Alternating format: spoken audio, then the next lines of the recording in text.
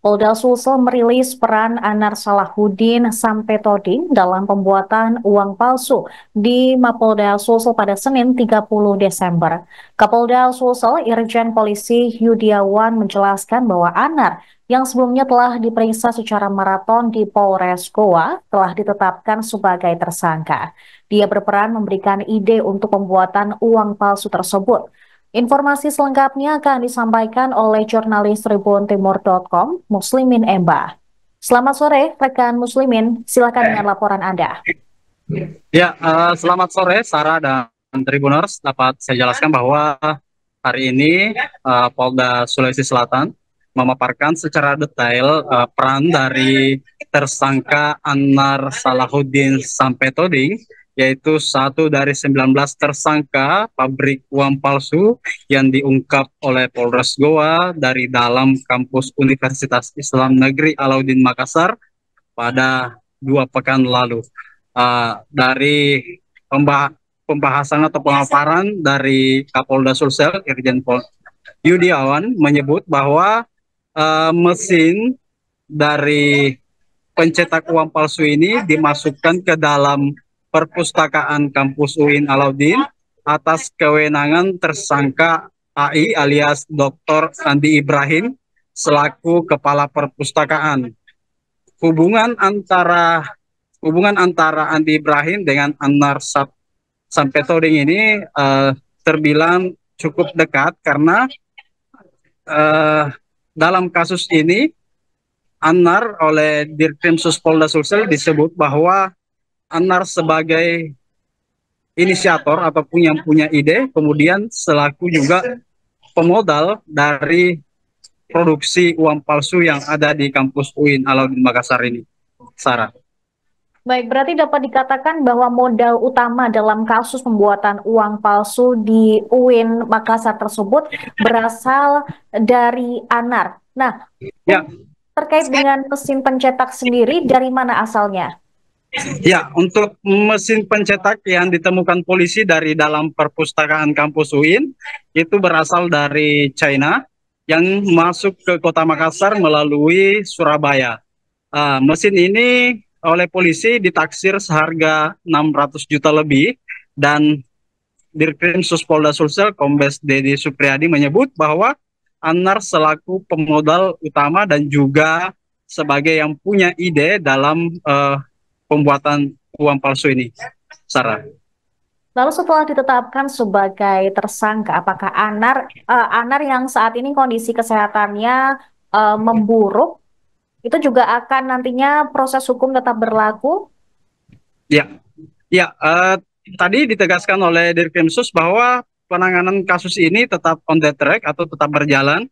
Saat ini kondisi Anar memang masih dibantarkan di rumah sakit karena mengeluh sakit setelah dirinya ditetapkan sebagai tersangka oleh penyidik Reskrim Polres Goa, yaitu di mana diketahui juga bahwa kata Kapolres Goa, Anar ini mempunyai riwayat penyakit jantung dan juga prostat. Jadi setelah ditetapkan tersangka, Anar diduga shock sehingga kondisi kesehatannya menurun. Namun polisi tetap berjaga ketika Anar dirawat? Ya, betul, Sarah. Jadi Polres Goa menempatkan 4 personil untuk menjaga Anar di rumah sakit selama dalam perawatan medis.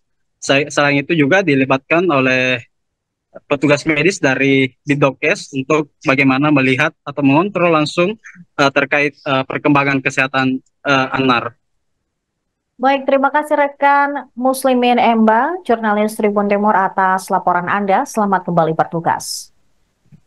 Sakit, kita pun bantarkan, ditangani oleh Polres Goa, di backup oleh kami dari Polda, dari Krimsus, dan ini kita sampaikan pada seluruh masyarakat ya, karena uang ini dicetak dari tahun 2022, sekarang 2024, bahkan sudah mau 2025. Uang yang beredar ini kita sudah tidak bisa kendalikan lagi, dan kalau ditemukan di lapangan ya sudah langsung nggak bisa ditukar karena uang palsu. Memang hampir semua. Ya, hampir semua. Kemarin waktu press release juga dipakai sinar ultraviolet itu ada tanda air. Nah, itu yang kalau bagi masyarakat yang awam mungkin kok ini uangnya beneran, karena itu sebenarnya uang palsu. Nah ini prosesnya sedang berlangsung dan mudah-mudahan dalam waktu dekat segera kita sudah bekerja sama dengan teman-teman dari kejaksaan. Jaksa P16-nya sudah ada, dan sudah cepat langsung kita proses lebih lanjut. Saya bisa menjawab itu, kalau yang kan nanti Pak Dir. Jadi mesin cetak ini karena dia jabatannya adalah kepala perpustakaan, jadi tidak menimbulkan kecurigaan dari pihak sebelah, karena di pihak sebelah itu juga ada jabatan satu level.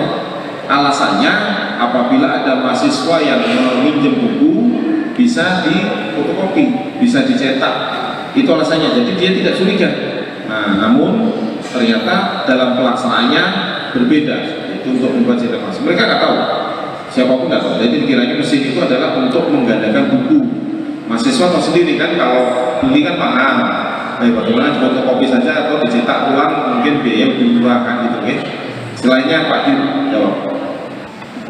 Saya coba katakan ataupun disampaikan bahwasanya letak pelakunya adalah inisial A, SS, di mana perannya yang bersangkutan adalah yang pertama pemberi ide, kemudian ikut modalin, kemudian membeli mesin, gitu. Kemudian pemberi perintah dan kertas. Itu aja intinya teman-teman. Karena itu nanti kalau saya jelaskan lebih lanjut masuk kepada materi penyidikan, dan itu rahasia kami untuk kurangnya nanti di persidangan seperti itu. Kalau pasal yang disangkakan Pak? Jadi saya jelaskan kembali, yang pemberi ide, tadi modal, kemudian membelikan mesin, itu saja. Nanti kalau lain-lainnya itu masuk ke kategori pasalnya Pak, pasal yang disangkakan, pasal ya Pak, pasalnya itu masuk di undang-undang mata uang ya, pasal tidak apa gitu. Kemarin banyak teman-teman nanya kepada saya, Pak, bagaimana yang dolar dan lain sebagainya, kita pokoknya uang Indonesia dulu ya, karena undang-undangnya mengatur demikian.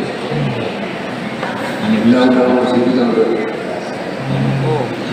Jadi terhitung kemarin sudah rampung semua, alhamdulillah sudah kita tahu semua, peran-perannya sudah lengkap, dan kalaupun tersangka itu ditahan, bukan dibedakan penanganannya itu karena sakitnya juga kita ada dokter polisi, ada dokter umum yang menyatakan sakit dan harus dibantarkan.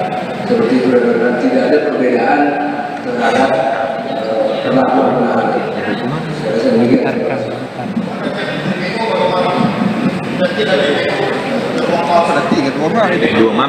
Dua.